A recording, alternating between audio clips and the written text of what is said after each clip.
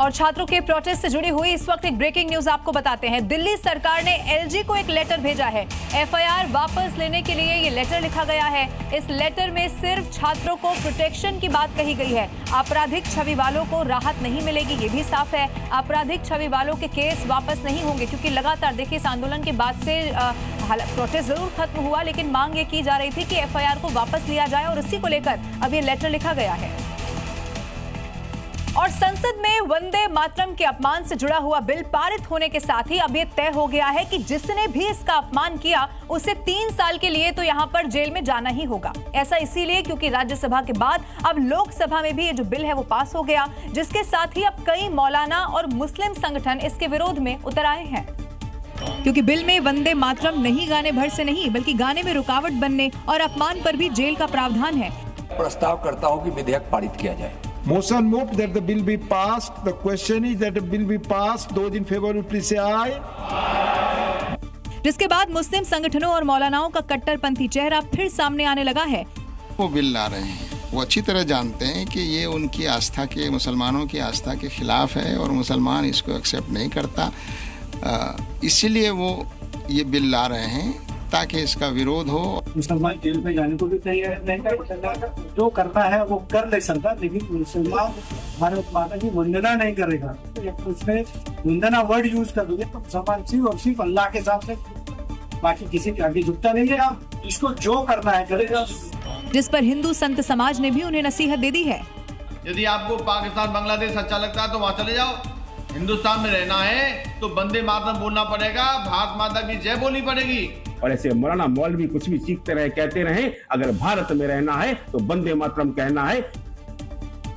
Hockey India की Jersey का रंग बदलने पर सियासी संग्राम लगातार बढ़ता चला जा रहा है, क्योंकि अब भारतीय हॉकी टीम नीले रंग में नहीं बल्कि आपको केसरिया रंग की जर्सी में दिखाई देने वाली है। ये फैसला तब लिया गया जब 15 अगस्त से बेल्जियम और नीदरलैंड में हॉकी विश्व कप खेला जाएगा।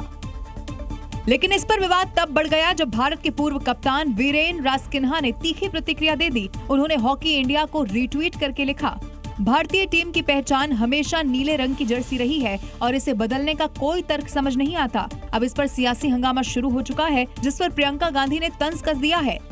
चाहे यूनिफॉर्म बदल लें, ये एजुकेशन पॉलिसी में भी अपनी इतिहास को बदलने की कोशिश करते हैं, कुछ भी कर लें। आपने देखा हमारे देश के युवा क्या सोचते हैं। जबकि बीजेपी नेता लॉकेट चैटर्जी ने कहा है कि अगर कोई कुछ कह रहा है तो उस पर बात करेंगे, उसके बारे में देखेंगे। किसी को कोई जबरदस्त नहीं है यहाँ पे। तो देश का भक्ति जिसके पास है तो देश को जानता है, देश को भक्ति करते हैं। जो जिसका जैसा होता है वो किसी के ऊपर कोई प्रेशर नहीं डालेंगे। अगर कुछ ना कुछ विषय है तो उसका आलोचना के माध्यम से ठीक होगा। वैसे इस विवाद पर हॉकी इंडिया के अध्यक्ष दिलीप कुमार तिर्की ने सफाई दी। उन्होंने कहा कि अगर कोई खामी होगी तो उस पर सुधार करेंगे। मॉनसून सत्र के 9वें दिन संसद में हंगामा जारी रहा। लोकसभा हो या फिर राज्यसभा की बात की जाए, छात्र आंदोलन में बैलेट गन के आरोपों को लेकर जबरदस्त हंगामा जारी रहा। अब राज्यसभा में इसी मुद्दे को लेकर खरगे और नड्डा में तनातनी देखने को मिली, क्योंकि लोकसभा हो या राज्यसभा विपक्ष लगातार पैलेट गन पर सवाल उठा रहा है और सरकार से जवाब मांग रहा है। खरगे ने भी आज सदन में यही सवाल उठाए, लेकिन उनके शब्द सत्ता पक्ष को नागवार गुजरे। अब बंद कमरे में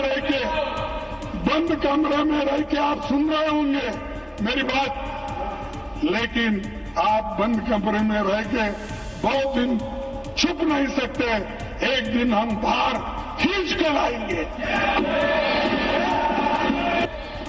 जेपी नड्डा ने उनके इस बयान को लेकर सभापति से शिकायत की और खरगे को नसीहत देते नजर आए। तर्क के साथ भावावेश में न आए और भावावेश में ऐसे शब्दों का प्रयोग न करें जो असंसदीय है। इन सब के बीच दोनों ओर से तनातनी जारी रही और हंगामा और शोर इसी तरह चलता रहा।